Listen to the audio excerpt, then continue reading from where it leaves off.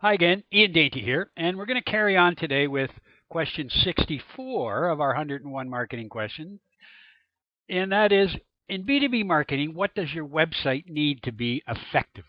Now, as I mentioned last time, your website in B2B is your most effective marketer. It's your most important marketer. And one of the things that I ask people nowadays when I say to them is what's your address? And 99% of people will give me a street address with a suite number. But you have to understand that your address now is your URL. It's your website. That's what people want to know.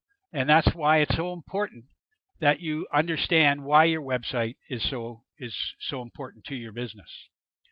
So let's look at, I've got a white paper that I mentioned last time on 10 website factors that you need to have in your website to make it effective. But I want to look at 6 of them now and just show you that so many people don't have all of these, and a lot of them don't have any of them, but why it's important for your website.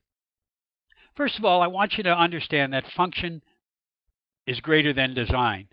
And I believe function beats design. Don't get me wrong. I think you need to obviously have an attractive website, and you have to be able to. People have to be able to navigate it. But too many people spend too much time making it so more pretty than functional. Functional beats design. Have it functional. Have it. It doesn't have to be the. You don't want to win design prizes. I mean, what you want to do for your website is you want to make it your best marketer, and the way to make it your best marketer is by having these factors that make it effective. You need to get found on a Google search. Now, I don't care what anybody says, whether you use Yahoo, or Bing, or whatever it is. Google is the king of search. And you got to get found on a Google search. You got to be on the first page. So you need to have it search engine optimized. And there's a bunch of things that go into that. And it doesn't happen on day one, but there are some things that can go into that to help to get you found. And a lot of people don't have it. They're not found. I laugh really when I see all these SEO people who tell me that they're going to get you on the first page of Google, and they're not on the first page of Google. They're not on the second, third, fourth, fifth page of Google. A lot of them. So make sure you know what people can show you that, hey, look, I'm on the first page of Google. Let me get you on the first page of Google. So you got to get found, okay? You need to engage by educating people. And what I mean by that is you got to show people, A, that you're an authority, you know what you're talking about, and you show them you're an authority by showing them that you understand their business, not your business, their business. And the way you show them by that is answering questions that they have about their business, about growing their business, or about the areas that pertain to your business. What are the benefits that you offer?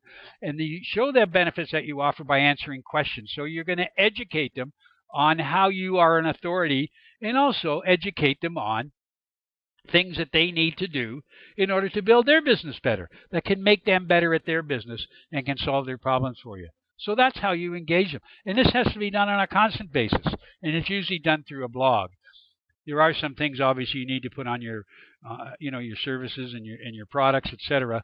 But this is really done through a blog. That's what gets people to your website, and that's how helps you get found. You have to differentiate yourself. How many websites do you see?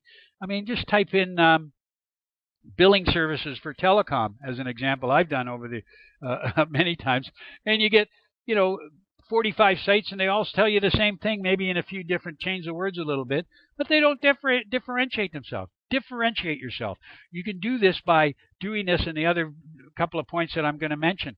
You've got to show how you're different. What makes you different? What's your unique value proposition? Who do you cater to? All of these things have to be on a website. So you have to let people know why you're different and why they should deal with you. Get their contact information, and don't ask them for who their first child is like some people do. I want your name, your phone number, why you're in business, what your street address is, what your phone number is. They go on and on and on and on. People go, I don't want to leave all that. I just want some information right now. Get the minimal contact information that you need, and it should be in every page of your website, okay? Every time they go to a different page, they should be able to say, hey, it is a marketing thing. It's a marketing. You've got to market. You have to advertise to a certain extent. You have to market your business. and you market your business through your website. Get their contact information. All you need is their name and email address to start. That's all you need. So, I can go through all of that with you if you want. And show social proof. There's a number of ways you can show social proof. Two major ways are with case studies and with testimonials. Okay, people believe what other people say about you, not what you say about yourself. So you've got to show social proof, and there's a way to do that properly. I find most case studies aren't done very well, and there's a formula you can do to step that through. And I also find most testimonials aren't done very well. They're kind of a first level, which says, boy, I worked with Ian, and he's a great guy, and he helped me a lot. Yeah, find out, So I work with people on my testimonials and ask them, I step them through a formula too that I have. So you've got to, it's not that simple to put up a good website, but it's important that you do, okay? If you go through these steps, yeah, there's some work involved, but there's some work involved in any business, I would think. And this, you have to remember, your website is your most important marketer. It is now the address of your business. People go there to find you. So does your website measure up? Well, as I mentioned last time, I've produced a white paper, 10 website factors that drive business-to-business leads.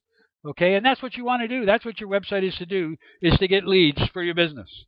Get your contact information. And the way you get leads is by putting all these other factors in place. So for questions, and if you want the white paper, please write me at ian@b2bbusinesscoach.com or give me a call and we can have a chat. And let me know if you want to have this white paper. It's free, and it's got everything else you want. 10 factors that are important for your website. Thanks a lot, and please comment on this video, and please send it. Please like it so that your friends can see it, and you can help them along too. And please pass it on if you will. But most importantly, please put here into effect what we've talked about. Thanks a lot. Until next time.